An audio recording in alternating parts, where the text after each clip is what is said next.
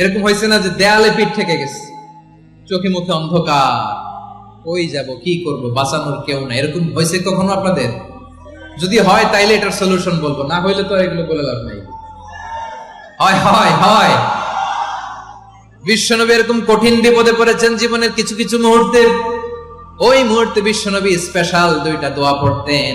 এই দোয়াগুলো আপনাদেরকে জানিয়ে দেয়। বিশ্বনবী বলেন, কঠিনতম বিপদে যখন পড়বা, দেয়ালে পিঠ থেকে যায়, চোখে মুখে অন্ধকার, বাঁচার কোনো উপায় নাই, তখন পড়বা লা ইলাহা ইল্লা আনতা সুবহানাকা ইন্নী কুনতু মিনাজ জালিমিন।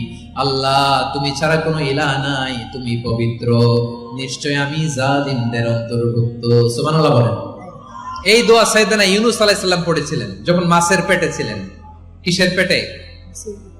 এবং অনেক মুফাসসিরিন ইকরাম বলেছেন, অনেক আহলুল ইলমরা বলেছেন, এটা হচ্ছে ইসমে আজম। ইসমে আজম এমন দোয়া যেটা দিয়ে দোয়া করলে আল্লাহ দোয়া কবুল করে, কিন্তু এটা কোনটা, এটা নিয়ে ইখতিলাফ আছে। কোন কোন আহলুল ইলম বলেন এই লা ইলাহা ইল্লা আনতা সুবহানাকা ইন্নী কুনতু মিনাজ জালিমিন, এটা হচ্ছে ইসমে আজম। সাইয়েদনা ইউনূস আলাইহিস সালাম পড়েছেন। আপনারা পড়েননি? তুফান হইলে পড়েন না? আমাদের এলাকায় তো এটা খুব, এটার উপর ব্যাপক আমল আছে। পটুয়াখালীতে কি অবস্থা বলেন? পড়েন পড়েন পড়েন পড়েন।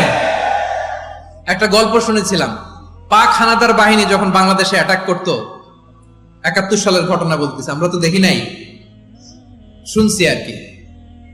৭১ যদি দেখতাম এতদিনে রাজাকার হয়ে যেতাম। আল্লাহ আমাদেরকে বাঁচাই দিছে, আল্লাহর মেহেরবানি, ঠিক কিনা বলেন? মন মতো হইলে মুক্তিযোদ্ধা, মন মতো না হইলে রাজাকার। কত কিছু দেখলাম।